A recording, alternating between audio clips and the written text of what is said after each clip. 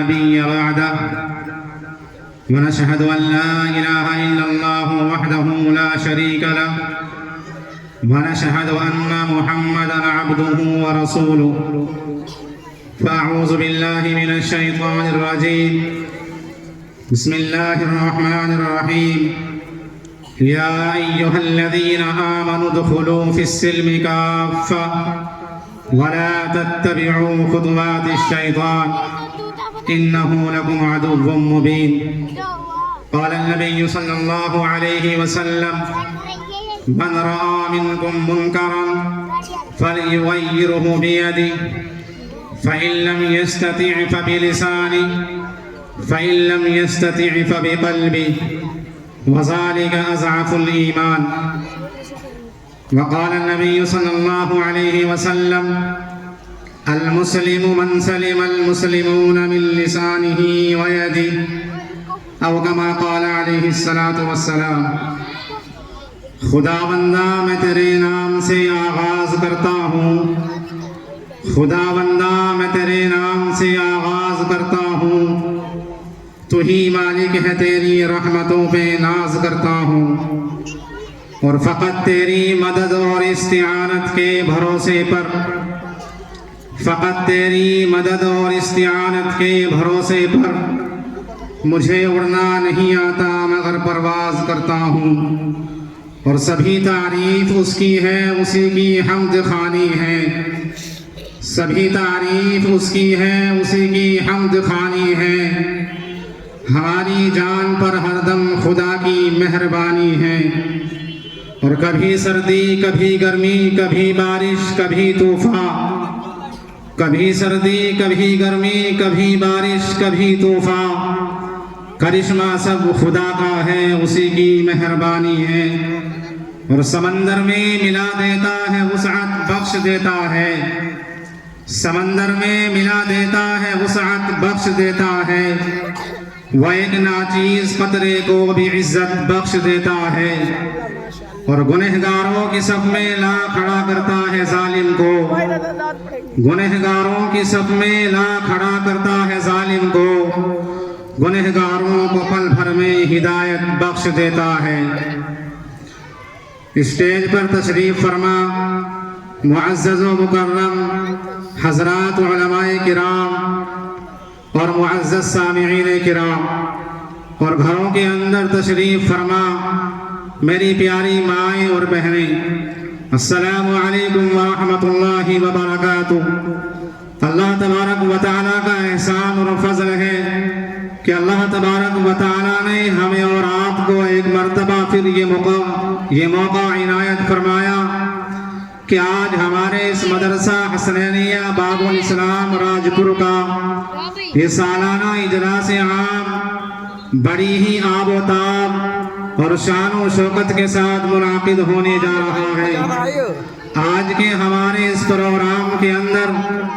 حضرات اکابر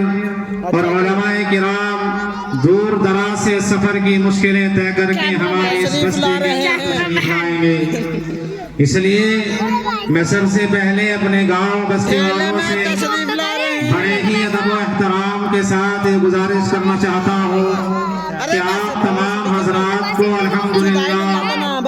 اس بات کا بخوبی علم ہوگا، اور حضرت مفتی صاحب نے آپ تمام گاؤں والوں کو اس بات کی اطلاع دی ہوگی کہ آپ کے مدرسے کا جلسہ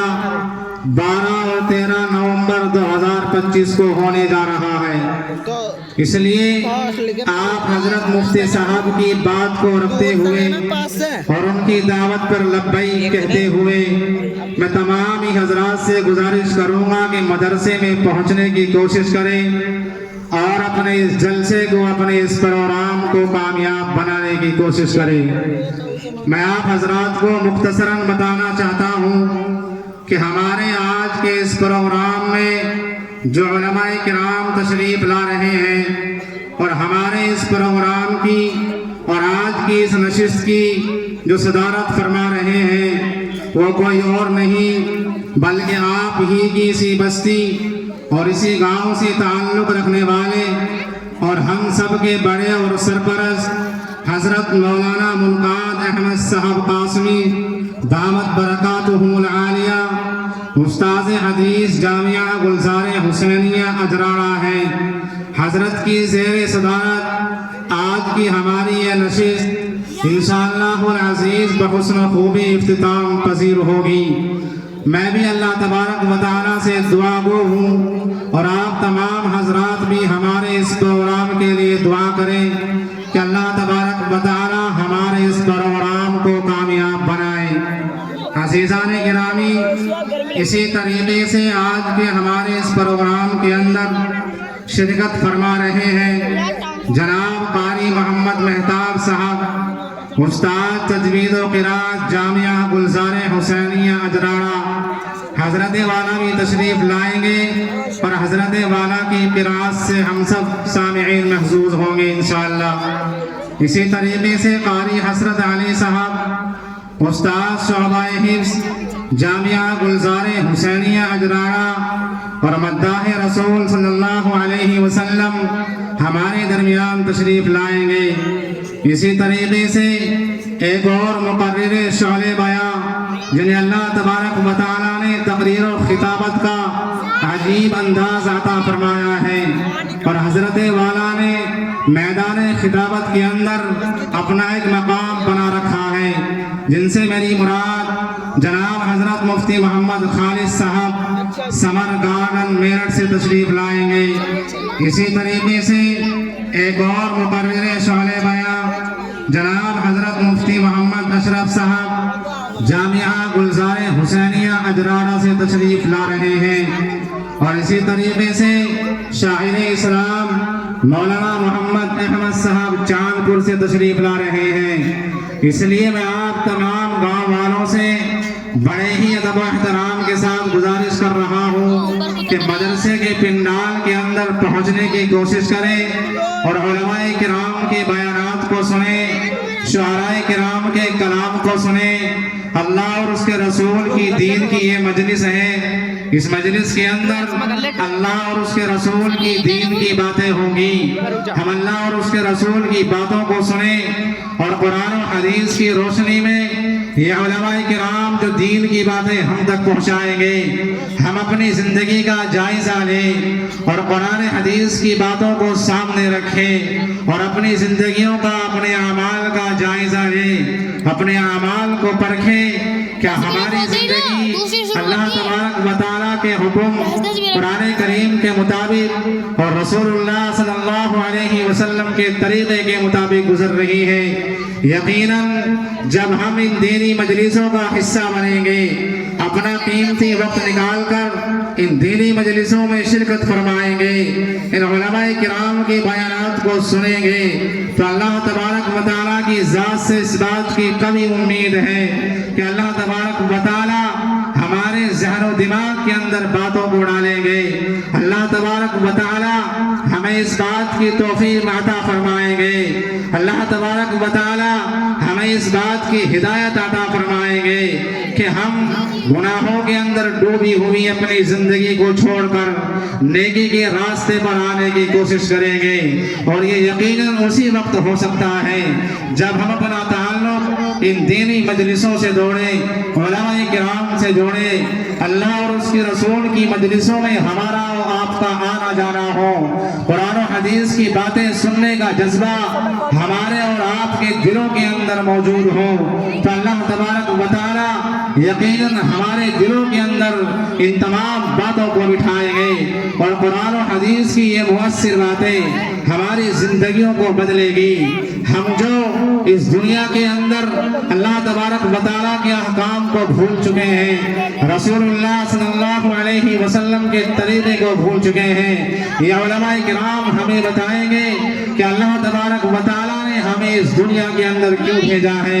یہ اللہ تبارک و تعالیٰ کے جو مہمان ہیں یہ ہمیں بتائیں گے کہ اس دنیا کے اندر آنے کا ہمارا اور آپ کا کیا مقصد ہے۔ قرآن کریم کے اندر اللہ تبارک و تعالیٰ کا صاف اعلان ہے، وَمَا خَلَقْتُ الْجِنَّ وَالْإِنسَ إِلَّا لِيَعْبُدُونِ۔ اللہ تبارک و تعالیٰ نے انسانوں کو اس دنیا کے اندر پیدا تو فرمایا، مگر پیدا کرنے کے ساتھ ہی ساتھ اللہ تبارک و تعالیٰ نے قرآن کریم کے ذریعے سے ہمیں اور آپ کو اس بات کی اطلاع بھی دی ہے کہ اے لوگو، میں نے اس کائنات کو تمہارے لیے سجایا تو ہے، میں نے اس کائنات کو تمہارے لیے بنایا تو ہے، تمہاری راحت و سکون کی تمام چیزیں اس دنیا کے اندر میں نے پیدا کی ہیں، مگر تم اس دنیا کے اندر صرف کھیل تماشے کے لیے پیدا نہیں کیے گئے ہو۔ اللہ تبارک و تعالیٰ نے قرآن کریم کی اس آیت کے ذریعے سے ہمیں اور آپ کو صاف اس بات کی خبر دی ہے اور ہمیں اور آپ کو باخبر کر دیا ہے کہ ہم اس دنیا کے اندر آئے ہیں تو اللہ تبارک و تعالیٰ کی بندگی کرنے کے لیے ہم اس دنیا کے اندر پیدا کیے گئے ہیں، اللہ اور اس کے رسول کی اطاعت کرنے کے لیے ہم اس دنیا کے اندر بھیجے گئے ہیں، قرآن و حدیث کے مطابق زندگی گزارنے کے لیے ہمارا اس دنیا میں آنے کا مقصد صرف اور صرف یہ ہے کہ اس دنیا کی تمام چیزوں سے فائدہ اٹھا کر اللہ تبارک و تعالیٰ کو راضی کرے۔ ہماری زندگی کا مقصد صرف اور صرف یہ ہے کہ ہم اس دنیا کے اندر رہ کر اللہ تبارک و تعالیٰ کو راضی کر لے،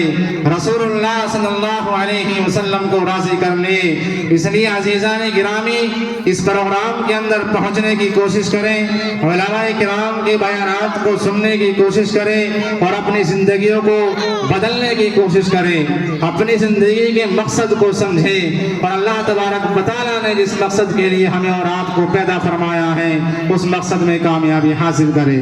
بہرحال اب باضابطہ طور پر میں چاہتا ہوں کہ اس پروگرام کا آغاز کر دیا جائے، اور ہمارے اکابرین کا یہ طریقہ کار رہا ہے کہ جب بھی انہوں نے کسی مجلس اور کسی محفل کا آغاز اور افتتاح کیا ہے تو قرآن کریم کی تلاوت کا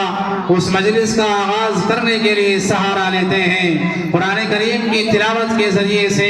اس محفل کا آغاز کرتے ہیں، اور اللہ کے نبی علیہ السلام کی حدیث بھی ہے، اس پر بھی عمل کرتے ہوئے میں چاہتا ہوں کہ قرآن کریم کی تلاوت کے ذریعے سے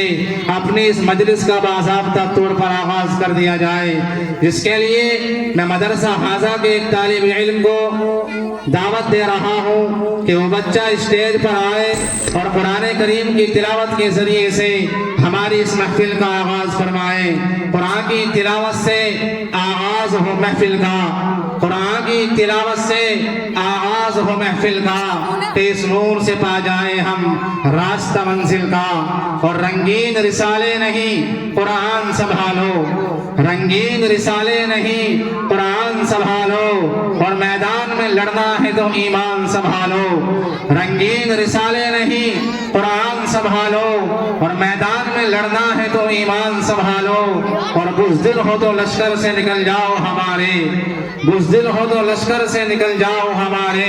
اور مرد مجاہد ہو تو ایمان سنبھالو۔ محمد مدثر اسی مدرسے کے اندر پڑھنے والا ایک بچہ ہے، میں اس سے درخواست کر رہا ہوں کہ قرآن کریم کی تلاوت کے ذریعے سے ہماری اس مجلس کا آغاز فرمائیں۔